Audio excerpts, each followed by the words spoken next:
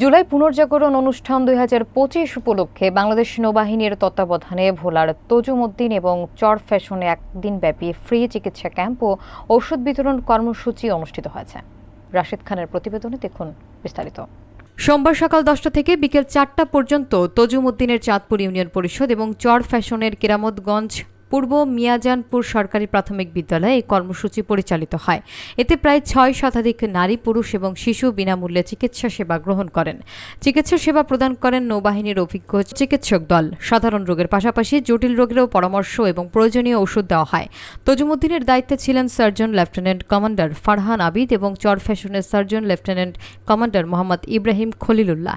চিকিৎসা নিতে আসা এক নারী জানান, স্বাস্থ্য কমপ্লেক্সের সেবা পাওয়া কঠিন, কিন্তু এখানে ভালো চিকিৎসা ও ফ্রি ওষুধ পেয়েছি।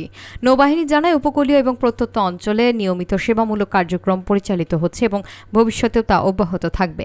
স্থানীয়রা এই উদ্যোগকে গরিব, দুঃখী এবং মানুষের জন্য আশীর্বাদ হিসেবে দেখছেন।